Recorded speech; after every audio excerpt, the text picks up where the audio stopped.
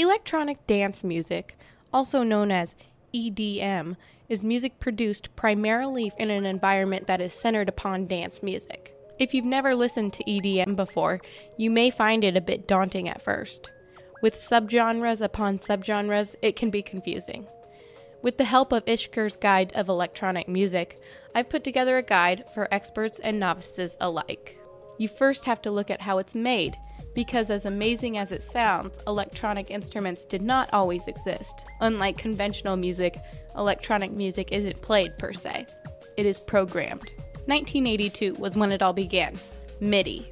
It stands for Musical Instrument Digital Interface. It's like sheet music for computers. It tells computers how to play music.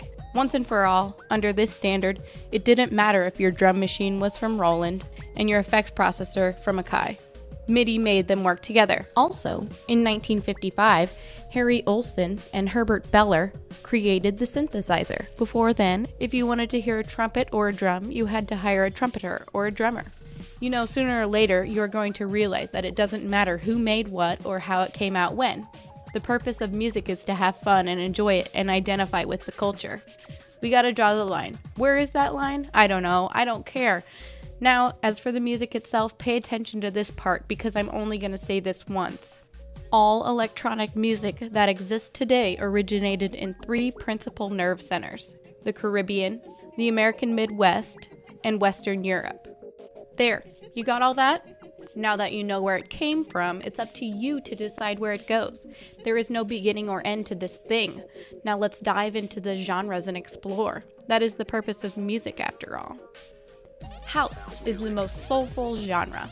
It's also the simplest, the oldest, the warmest, and where electronic music is concerned, easily the most human sounding. That is why it stands as the world's perennial party music. Trance is the most emotional genre. It can make you cry, make you shout, make you cheer, and make you celebrate absolutely nothing of substance except pure ecstatic bliss. This is interesting, when at one time it was very repetitive and hypnotic, hence its label, trance.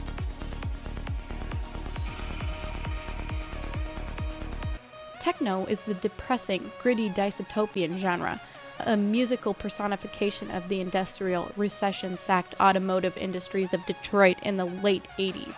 And by 1990, it had become the word for everything electronic.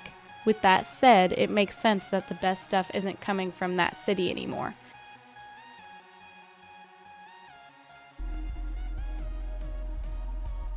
Breakbeat is the genre with the most history and, arguably, the most success, which explains why, in this day and age, it's the most fractured music.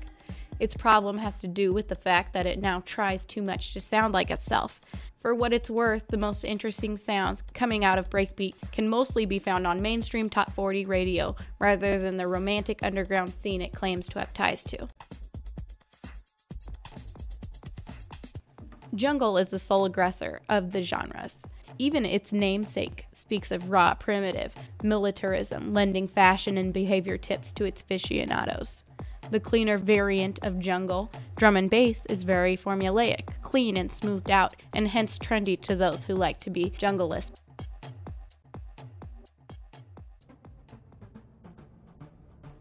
Hardcore is the musical genre with bipolar disorder. One half is blistering, sadistic anger, a seething, uncontrollable rage that seeks to ruin and wreck everything that exists, including everyone else's fun time. The other half of hardcore is way too silly and stupid to take such anger seriously anymore.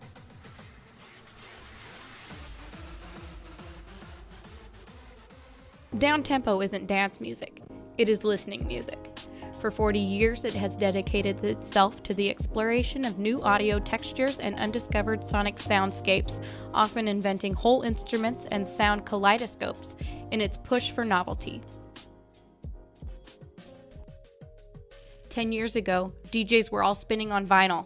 Now, add new software into the mix and suddenly the ways to create music increase exponentially. So how will the EDM scene evolve? The mindset of, I want to be a DJ, to, I want to be a producer and play my tunes live, developed from this new software and technology. Now more people aim to make their own music with their own unique style and flair, rather than be content with mixing other people's music.